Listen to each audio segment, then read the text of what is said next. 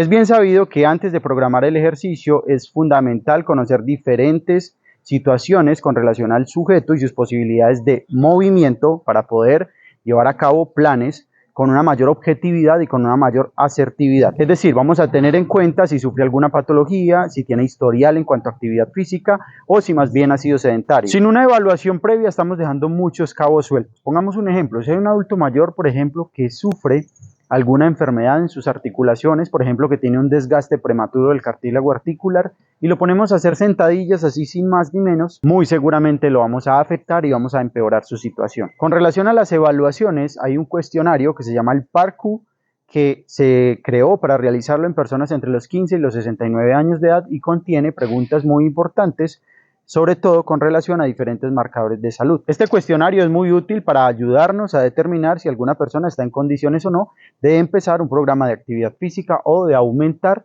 sus niveles de movimiento diario. En total son 7 preguntas, algunas indagaciones son, por ejemplo, si la persona sufre dolores de pecho de manera frecuente, si ha tenido problemas de corazón, si tiene problemas de salud articular. Una de las preguntas más importantes es si tiene más de 65 años de edad y está habituado a la actividad física. Si a todas las preguntas la respuesta es no, prácticamente tenemos luz verde para programar la actividad física y prescribir el ejercicio con ese sujeto. Pero si alguna de las preguntas es sí, por ejemplo, si una persona tiene cardiopatías, necesitamos prescribir el ejercicio supeditados a lo que diga el médico. Es decir, vamos a tener muy en cuenta todas las consideraciones del médico en ese caso específico para poder manipular todas las variables de la carga con relación a ese sujeto y que no vayamos a alterar más su estado de salud, sino que por el contrario podamos beneficiarlo. Con relación a la evaluación de la composición corporal, ya sabemos que se miden pliegues cutáneos, pesos, circunferencias, entre otras variables. Aquí es muy importante tener en cuenta la edad del sujeto, el nivel de adiposidad que pueda tener, si es una persona que tiene un marcado sobrepeso adiposo y que lo podemos notar a simple vista, no vamos a aplicar esa técnica de medición de pliegues cutáneos porque podemos lastimarlo. Además, los valores no van a ser de mucha utilidad. Podemos también tener en cuenta el índice de masa corporal, pero ya sabemos que eso es un valor que no discrimina diferentes variables, es decir, no nos dice cuánta cantidad de tejido óseo, de tejido adiposo o de tejido muscular tenemos. Es simplemente como para tener una referencia. ¿Qué recomendamos con relación a la antropometría? Si hay un profundo conocimiento al respecto, es bueno llevarla a cabo. Si no, vamos a hacerlo de manera más simple, vamos a tomar peso, vamos a tomar talla, vamos a medir las circunferencias. Pues la idea con esto es llevar un registro, por ejemplo, de las personas que necesitan perder peso, otros quizá necesiten ganar masa muscular y están en la posibilidad de hacerlo según su estado actual de salud y sus posibilidades de movimiento. Entonces eso nos sirve para tener un registro de los avances del sujeto.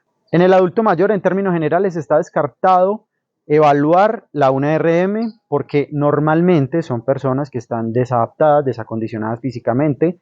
Aquellos que sean adultos mayores que físicamente son muy activos y tienen un buen historial deportivo y de entrenamiento de la fuerza, quizá pueda hacerse esta evaluación. No obstante, no vale la pena correr estos riesgos con las personas que ya tienen más de 65 años de edad. Hay otras maneras de medir la fuerza, como puede ser una medición de un 15RM que nos va a hablar más o menos del 60% de la fuerza que tiene esa persona y que nos va a servir también para distribuir diferentes variables de la carga en el entrenamiento y sobre todo en el entrenamiento de la fuerza.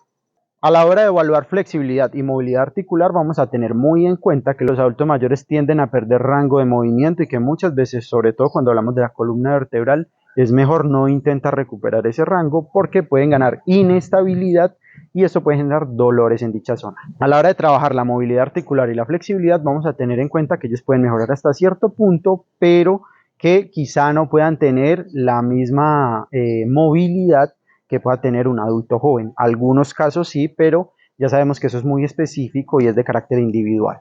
A la hora de evaluar la resistencia, por ejemplo, a través del test de una milla, vamos a tener en cuenta que no hayan antecedentes cardíacos.